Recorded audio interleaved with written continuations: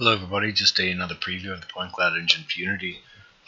Today, in the last few days, actually, I've been spending on the streaming system for bringing in the points, which is basically if this fails, it all sort of fails, because the main problem has always been about memory. I don't seem to have a real problem drawing the points. It's just a matter of actually the memory limitations and yeah, so streaming just has to be streaming.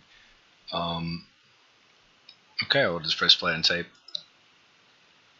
It's not perfect right now because, like right now, I'm missing, as you see, the top there. As we move in, it'll pop in. There we go. Right now, it's being updated every time the camera moves about 1 meter. So, as you see, it doesn't affect the frames per second too much. That dragon model is about, I don't know, quite a lot. The bottom piece alone was, I think, 5 million or 4 million, so probably about 10 to 12 million in this. And then if we add the dynamic voxelation on top, which is an extra 64 points per point, so that's quite a lot being drawn and getting great frames per second. As you see, the frames, the FPS will drop as you stream in the next section. It's swapping buffers and etc. I am realizing that even still, this is still a real memory hog because you have to kind of allocate a certain amount of memory at the moment, and it's quite large. It shouldn't be that large, but at the moment it has to be while I'm working on it.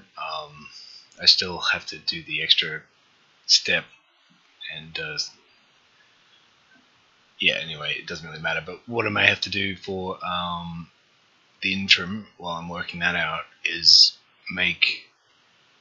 just cut it down to 5 floats rather than right now the entire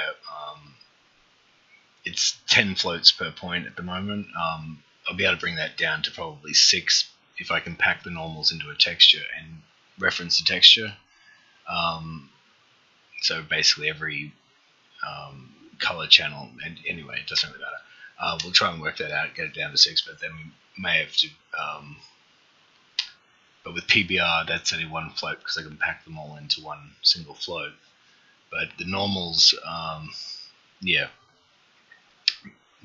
I was having trouble decoding them, and because once it got to 1, there was some sort of rounding error. So at absolute close to 1, it would just flip.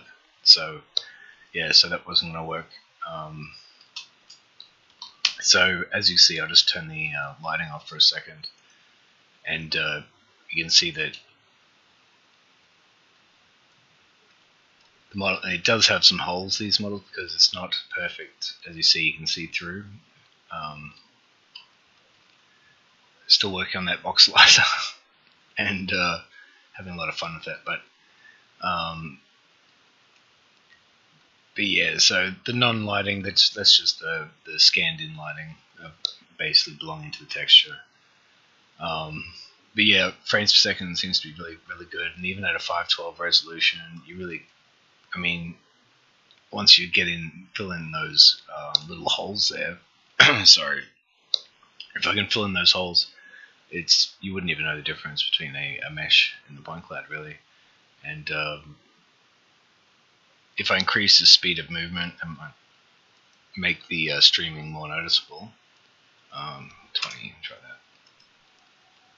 So so you can see it change.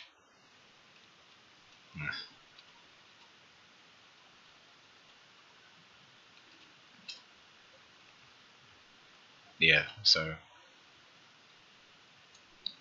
yeah, but I'm doing the best I can with this. It will be a lot faster, especially for normal, like just point clouds. Right now, this is mainly the gaming section, so yeah, the models have to be completely tight. Whereas most point clouds, yeah, they're not really as dense as, well, not the ones I've got access to anyway. Yeah, but I also don't have much memory, so yeah.